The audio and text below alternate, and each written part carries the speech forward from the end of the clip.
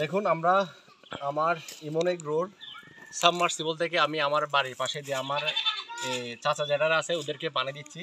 আপনারা জানেন এখন বাংলাদেশের প্রায় জেলায়, প্রায় অঞ্চলে, প্রায় গ্রামে আপনার পানির সংকট। পানি এতটা সংকট, গোসল করবে তো দূরের কথা, খাওয়ার যে আপনার খাওয়ার পানিটা পর্যন্ত নাই। তো সেই হিসেবে আমি আমার বাগানের জন্য একটি সাবমার্সিবল বসিয়েছি। ওইটা থেকে আমি এখন আমার আত্মীয়স্বজন যারা আছে তাদেরকে আমি সহযোগিতা করতেছি, অর্থাৎ তাদের পানি নেই। হ্যাঁ, আমি এখন সহযোগিতা করতেছি। দেখুন এখানে আমি প্রায় 3 ফ্যামিলিকে দিচ্ছি, আমার চাচা যেটা আছে ওদেরকে আমি 3 ফ্যামিলিতে দিয়ে দিচ্ছি। তো এখানে একটু কাজ করতে হচ্ছে।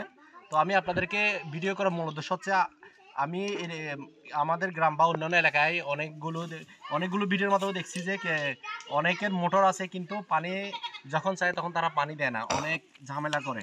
তো সেই হিসেবে আসলে মানুষ হিসেবে একটি কথা বলতে হয়, আপনাদের যাদের পানি আছে তারা অবশ্যই পাশে থেকে সহযোগিতা করবেন। পানি হচ্ছে আল্লাহর দান।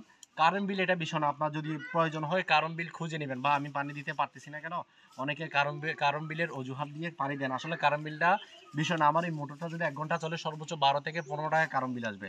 তো 12 থেকে 15 টাকা কারেন্ট বিল কিন্তু এখন এই জমানা কিন্তু বেশি না, সবাই দিতে পারবে।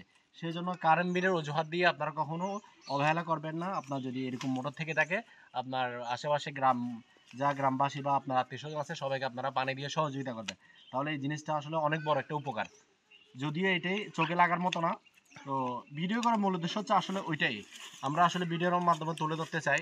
আপনারা যারা এই ধরনের সহযোগিতা করেন না, সহযোগিতা করবেন, সবাই এগিয়ে আসবেন, তাহলে আমরা একে অপরের সহযোগী হিসেবে থাকবো, এটা আল্লাহর কাছেই পাবো অবশ্যই।